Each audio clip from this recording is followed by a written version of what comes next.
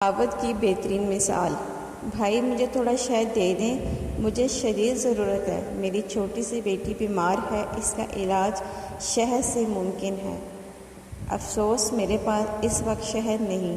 ویسے شہد آپ کو مل سکتا ہے، لیکن آپ کو کچھ دور جانا پڑے گا۔ ملک شام سے ایک بڑے تاجر کا تجارتی قافلہ آ رہا ہے۔ وہ تاجر بہت اچھے انسان ہیں، مجھے امید ہے وہ آپ کی ضرورت کے لیے شہد ضرور دے دیں گے۔ ضرورت مند نے اس کا شکر ادا کیا اور شہر سے باہر نکل آیا تاکہ قافلہ وہاں پہنچے تو تاجر سے شہد کے لیے درخواست کر سکے۔ آخر قافلہ آتا نظر آیا، وہ فوراً اٹھا اور اس کے نزدیک پہنچ گیا۔ اس قافلے کے امیر کے بارے میں پوچھا۔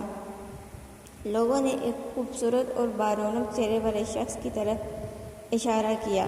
ان کی خدمت میں حاضر ہوا اور عرض کیا کہ میری چھوٹی سی بیٹی بیمار ہے، اس کے علاج کے لیے مجھے تھوڑے سے شہد کی ضرورت ہے۔ انہوں نے فوراً اپنے غلام سے فرمایا، جس اونٹ پر شہد کے 2 مٹکے لدے ہیں، ان میں سے 1 مٹکا اس بھائی کو دے دیں۔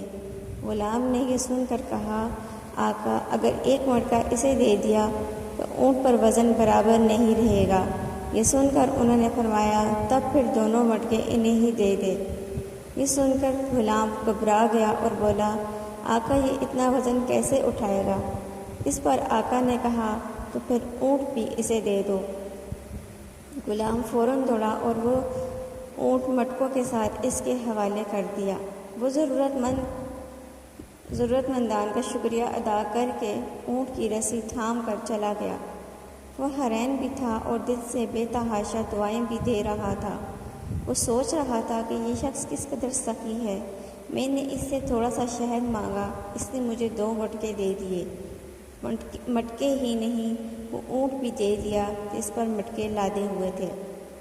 ادھر غلام اپنے آقا کی خدمت میں حاضر ہوا تو آقا نے غلام سے کہا، جب میں نے تم سے کہا تھا کہ اسے 1 مٹکا دے دو تو تم نے نہیں گئے، دوسرا مٹکا دینے کے لیے کہا تو بھی تم نہیں گئے، پھر جب میں نے یہ کہا کہ اونٹ بھی اسے دے دو تو تم دوڑتے ہوئے چلے گئے، اس کی کیا وجہ تھی؟ غلام نے جواب دیا، آقا جب آپ نے یہ کہا کہ 1 پورا مٹکا دینے سے اونٹ پر وزن برابر نہیں رہے گا تو آپ نے دوسرا مٹکا بھی دینے کا حکم فرمایا۔